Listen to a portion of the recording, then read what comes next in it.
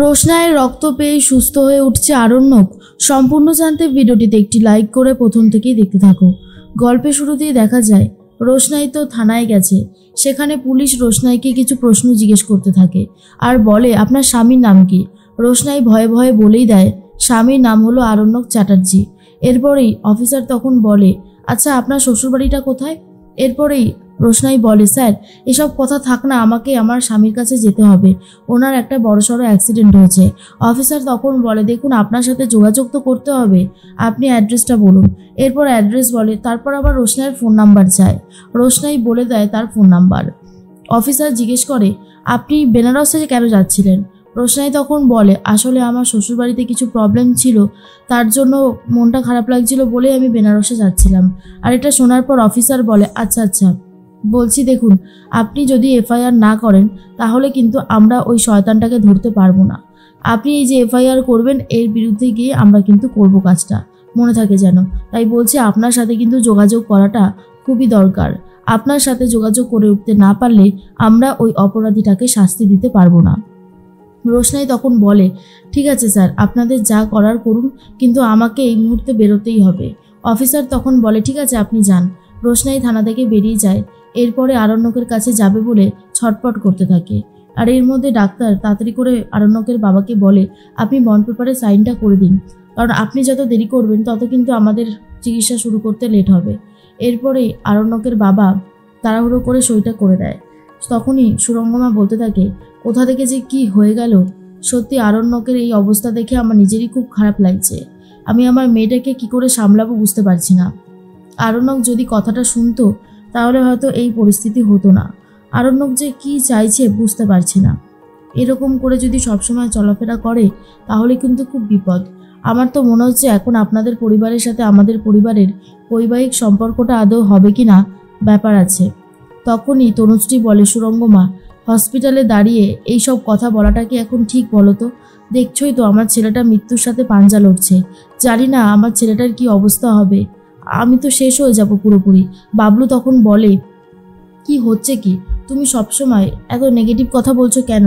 আমার ছেলের কিচ্ছু হবে না, কিচ্ছু হতে পারে না, ও একটা লড়াকু ছেলে, ওর কোনো ক্ষতি হতে পারে না। ডাক্তারবাবু চিকিৎসা শুরু করে দেয়।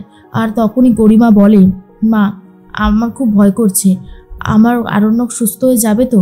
সুরঙ্গমা বলে, সুস্থ হতেই হবে, আরণ্যককে সুস্থ হতেই হবে, তুমি একদম চিন্তা করো না, আমরা আছি তো, দেখবে সব ঠিক হয়ে যাবে। এরপরে গরিমা ভাবে পুজো দিতে যাবে। মন্দিরে পুজো দিলে সব যদি ঠিক হয় তাহলে সেভাবেই হোক। গরিমা বলে, মা তুমি আমাকে বলেছিলে না এখানে একটা জাগ্রত মন্দির আছে, আমি সেই মন্দিরে গিয়ে পুজো দিতে চাই। তখনই সুরঙ্গমা বলে, যাবে তো, নিশ্চয়ই যাবে, তার আগে একটু শান্ত হও, এরকম ছটপট করলে হয় বলো? সুরঙ্গমার কথা শুনে গরিমা বলে, পারছি না, কিছুতেই শান্ত হতে পারছি না, বারবার একটা কথাই মনে হচ্ছে কি করে সব হবে। আর অন্যদিকে মনে মনে একটা কথাই ভাবতে থাকে রোশনাই, আমাকে যেভাবেই হোক স্যারজির কাছে পৌঁছতে হবে। স্যারজির কাছে আসার জন্য বাসে তো উঠে পড়েছে। আর খুব অস্থির হতে থাকে রোশনাই। এর মধ্যেই ছোটু ভাবে কি করে আরণ্যককে সুস্থ করা যেতে পারে। তখনই ডাক্তারবাবু এসে বলে, শুনুন আর একটা ব্যাপার, আমাদের কিন্তু ও নেগেটিভ ব্লাড একদমই নেই ব্লাড ব্যাংকে, আপনাদেরই জোগাড় করতে হবে। আর ও নেগেটিভ ব্লাড যদি না পাওয়া যায় তাহলে কিন্তু পেশেন্টকে বাঁচানো যাবে না। আর এই কথাটা শোনার পর তো অবস্থা খারাপ হয়ে গেছে সবারই। তখন তনুশ্রী বলে, কি বলছেন ডাক্তারবাবু, ও নেগেটিভ ব্লাড? আমাদের কারোরই তো ও নেগেটিভ নয়। এরপরে ডাক্তারবাবু আর নার্স বলে, তাহলে তাড়াতাড়ি করে জোগাড় করুন, হাতে সময় খুব কম। এরপরেই ছোটু বলে, আমি দেখছি। এরপর অনেক ব্লাড ব্যাংকে যায় কিন্তু কোনো খবরই আসছে না, কোনোভাবেই ও নেগেটিভ ব্লাড জোগাড় করা যাচ্ছে না। সুরঙ্গমা তখন বলে, দেখছি আমি কোথাও একটা ফোন করছি। এরপর সুরঙ্গমাও ফোন করছে কিন্তু রক্ত সেভাবে পাওয়া যাচ্ছে না। আর অন্যদিকে গরিমা আরোই বেশি ভেঙে পড়েছে আর বলে, এবার কি হবে, এবার কি করে আমি আরণ্যককে সুস্থ করে তুলবো? তার মধ্যেই মিনির বাবা আর ছোটু মিলে আর একটা জায়গায় গেছে। সেখানে 2 ইউনিট ও নেগেটিভ ব্লাড চাইলে 1 ইউনিট মতন দেয়, কিন্তু আর 1 ইউনিট পাওয়া যায় না। তখনই তারা বলে, আমাদের এখান থেকে বেশি আর দেওয়া যাবে না। আর তখন আরণ্যকের বাবা বলে, এবার কি হবে তাহলে? ডাক্তারবাবু বলে, পেয়েছেন? তখনই ছোটু বলে, ডাক্তারবাবু 1 ইউনিট মতন জোগাড় করতে পেরেছি, এখনও 1 ইউনিট বাকি। ডাক্তারবাবু বলে, দেখুন পেশেন্টের অনেকটা ব্লাড লস হয়েছে, তাই ব্লাড না দিলে কিন্তু ওকে বাঁচানো যাবে না। আমি সেই জন্যই বারবার করে বলছি যেখান থেকে পারুন নিয়ে আসুন জোগাড় করে। তো ছোটু তখন বলে চেষ্টা করছি ডাক্তারবাবু, চেষ্টা করছি। এর মধ্যেই রোশনাই চলে এসেছে। রোশনাইকে দেখার পরে ছোটু বলে, আরে রোশনাই তুমি এখানে? রোশনাই বলে, ছোটু স্যারজি কেমন আছে বলো না ছোটু, স্যারজি কেমন আছে? ছোটু তখন বলে, স্যারজি ভালো নেই রে, ভালো নেই, অসুবিধা অনেক বেশি হয়ে গেছে, তোর স্যারজির অবস্থা খারাপ। আর এটা শোনার পর রোশনাইয়ের অবস্থা খুবই খারাপ হয়ে যায়।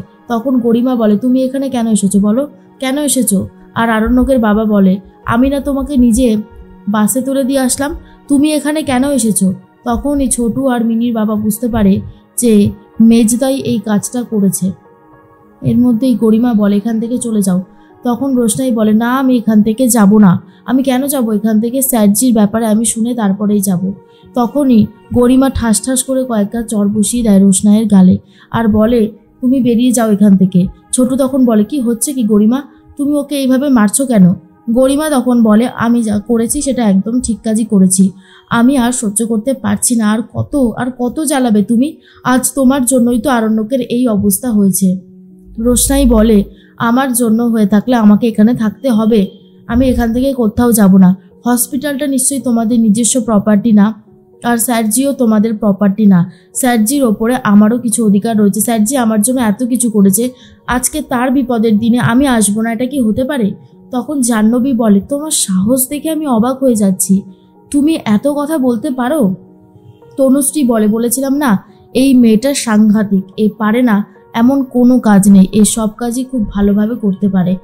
এর মধ্যেই ডাক্তারবাবু বলে, কি হলো, আপনারা এখনও জোগাড় করতে পারেননি? পেশেন্টের অবস্থা কিন্তু খুবই ক্রিটিক্যাল, বাঁচানো যাবে না, এরপরে কিন্তু আপনারা আমাদের কোনো কথা শোনাতে পারবেন না। ও নেগেটিভ ব্লাড না দিলে আরণ্যক চ্যাটার্জিকে বাঁচানো সম্ভব নয়। এরপরেই রোশনাই বলে, আমারই তো ও নেগেটিভ। আর এটা শোনার পর ছোটু বলে, এটা তো খুব ভালো কথা, রোশনাই তুমি আরণ্যকে রক্ত দিয়ে সুস্থ করে তোলো। কিন্তু অনেকেই আপত্তি করতে থাকে, বিশেষ করে তনুশ্রী, আর বলে এটা হতে পারে না, আমার ছেলের শরীরে ওর রক্ত বইতে পারে না। তখনই রোশনাই বলে, স্যারজিকে রক্তটা দিতে দিন ম্যাডাম, এরপরে স্যারজির বড়সড় ক্ষতি হয়ে গেলে সামলাতে পারবেন তো? গরিমাও খুব ভেঙে পড়েছে, বাবলু আর তখন কিছু বলতে পারে না। এর মধ্যে ডাক্তারবাবু বলে, রক্তটা যদি উনি না দেন তাহলে পেশেন্টকে কিন্তু বাঁচানো যাবে না। তখনই রোশনাইকে সবাই মিলে বলে, আর রোশনাই তখন মনে মনে ভাবে, স্যারজিকে রক্ত দেওয়ার পর আমাকে মন্দিরে যেতে হবে। এরপর ছোটুকে জিজ্ঞেস করে, আচ্ছা ছোটু, এখানে কোনো ভোলে বাবার মন্দির আছে আমি যাব? ছোটু তখন বলে, আছে তো, আছে, তোমাকে আমি নিয়ে যাব। ছোটুর কথা শুনে রোশনাই খুব খুশি হয়ে যায় আর বলে, যেতে তো আমাকে হবেই, স্যারজির জন্য যদি আমি এইটুকু করতে না পারি তাহলে আর কি করলাম? স্যারজি আমার জন্য অনেক কিছু করেছে, আর এটুকু আমাকে স্যারজির জন্য করতেই হবে। আর গরিমা এসব কিছু আর সহ্য করতে পারছে না।